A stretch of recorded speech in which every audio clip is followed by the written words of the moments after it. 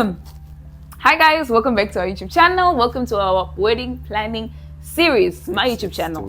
My YouTube channel, but I'm just used. We are now one. Okay. I've changed from I to we. Yes, it's just automatic.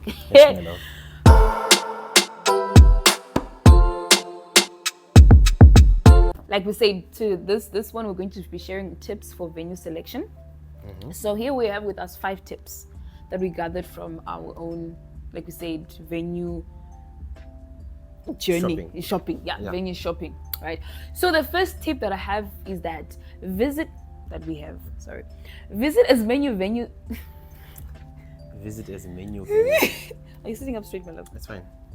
Yeah, okay. I am sitting up straight. Okay. So number 1, visit as many venues.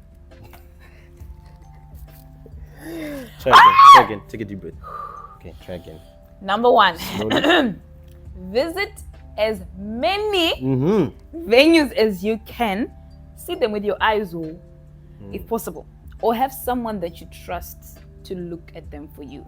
Someone that you know knows what you want. But ideally by yourself. Ideally by yourself and your partner. Yeah, if possible, right? But view as many as you can. Don't settle on the first or the second one unless you really know what you want and you know this is your dream wedding venue that you've fantasized about. But if you're like me, we didn't have a fantasy of the wedding planning and process, view as many as you can so that you can see what each one offers, the pros and cons of each comparison and stuff. It will really help you in your final decision making. Yeah, because also you are a first timer to the wedding market. Yeah, probably. So you probably don't even know what wedding venues offer in the first place, So you have to shop around a bit, even if it means you're going to come back to the same place to make a decision. So, shop around. You can say that second one. Second one, ask questions. You have to ask questions, right? Even those questions that seem irrelevant, right? Where are the toilets? The question has to be, show me the toilets. How many are they? Right? What do they look like? How often do you clean them? How often do you clean them? Like on the wedding day, who will be having the keys? Do you give them to us? Do we have to ask for them to be opened? Toilet paper. What's the situation? Is there a quota? Because them with some of them, right? They might not voluntarily give you some of this information. Yeah. Right.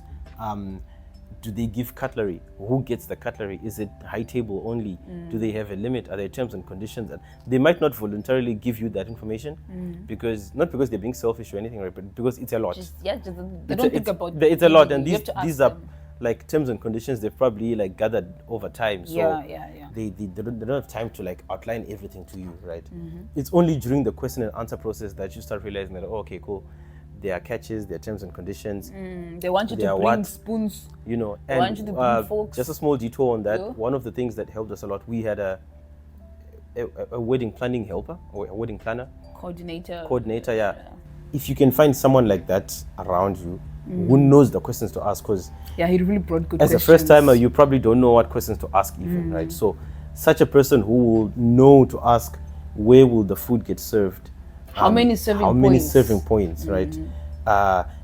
For our own venue, we were surprised to find out a couple of days before the wedding that they don't each person has to go and get their food. They don't allow serving on behalf, you can have ushers, someone to give because you're gonna have your senior delegates at your wedding whom you might not want to go and join the food queue.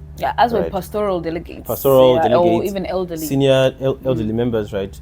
You envision that you'd want to have ushers serve food to those people. Our venues had a strict prohibition against that. They were each person must go and collect their own food, right? And we had to discover this through asking questions. So that's the second last minute questions though. Exactly. But anyway, Google questions to ask as well. If you don't have a wedding planning guide, Google them and you'll find them. All right, so next thing, the third point that we have, do viewings when there is a wedding. When there's a wedding set up, so that you get the feel of the place. Now, a great example of this is Munondo, right? In the previous video, we mentioned that we visited Munondo and what. I didn't really like it because when we went to visit the first time with my husband, there was no wedding setup. It was just the venue bare and the tent bare. All right, and so when we went to view it during a wedding, whatever. I fell in love with it. And I was like, oh wow, I'll insert a clip. Like there was the decor that was there for the reception was really beautiful. I was like, oh my gosh, this is what it can actually look like. And I started picturing like our wedding there, and we tried to get the venue, but the dates were just not aligning. So you see, viewing it when there is a wedding set up really helps you to have a full feel and vision of what it looks like. For Everbright Gardens, the one we ended up going with, we also did a viewing when they had a wedding. But that was after we'd paid anyways. Yeah, and they could also even allow you to taste the food. Yes, but I never tasted any food. But anyway, they like to, I don't know, maybe I just didn't go to where I was supposed to go. But like yeah, the ones that we viewed while there was a wedding really made a difference in the decisions, right? Yes, and then fourthly, I'll mention the fourth one, then you mention the fifth one. Create your own checklist of things that you want, right? For example, I mentioned the previous video that I wanted a green scenery. I wanted greenery, like you said, picture what? Picturesque. Picture. Yeah, and I also kind of knew that I wanted a place that had natural shade, like with trees, because they just bring this cool air and just this vibe that I really like. I'm a nature person. I love nature. So I knew I wanted that. So if you have those specific things, maybe you want concrete instead of a lawn to walk on, do that. Actually, now that I mentioned it, like where I walked, for ceremony was grassy. I actually think I would have preferred concrete, but it wouldn't have worked anyways, but it's fine. Some things you can just compromise. But those things that are a no heat, is it no heat, no miss? No miss, no brainer. No non-compromise. Non-compromise. Yeah, no nonsense. If you have those, write them out, state them out clearly so that you know, and you're not just taking whatever comes and compromising on everything. Otherwise, you really will not enjoy the day. And our last point: don't view alone. Like go with someone, right? Your maid of honor, if you are a lady, your partner, if he's available, your partner most preferably, so that you can even start envisioning like what the setup, what you want the setup to be. So that you both have a shared vision of what you have a shared vision, right? A family member, a brother or something like that, a sibling. Because some of these people can also be aware of certain things that you might not be aware of, so they know also what to ask. Like I remember my cousin was my senior maid of honor, because I had two. She actually, when we went to view, she actually came with good questions. I was like, I didn't even think of this, because I did some viewings with her, the last viewings I did with her and friends, and I was like, what? I didn't even think about this. And it just opened my eyes to be like, okay, I need to also look into these things. And then I also presented them to my husband, of course, and we're like, oh, okay, let's actually think about this. The viewing that we, Forever Bright, the one we actually chose, I did that with my mother's sister. And, you know, she was also asking relevant questions, you know, and of course, personally, I just loved it. But they just bring a fresh perspective. And they have, because these are people that, especially mothers, like you said, they've been in the business or they've had experience with other people's weddings, their own weddings.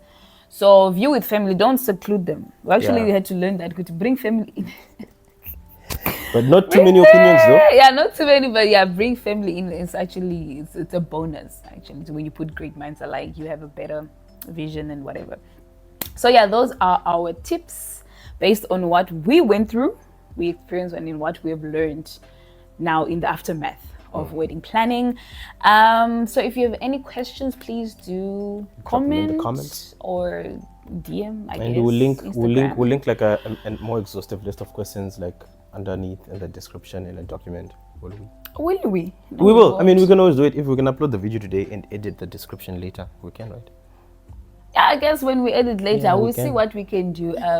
Also, Instagram is your friend, and Pinterest. Those two, they were very good friends of mine during this wedding planning and wedding planning. Yeah, that one. So yes, source out information, have a Pinterest board, Google, like you said, Google questions. Pinterest has also some questions that you can ask your venue people. So that is the end of this video. Please look out for the next one to come. As you can see, we are consistent with this one. We're very consistent with this one. I love it for me as well, you know, and for the viewerships. So until next time, bye.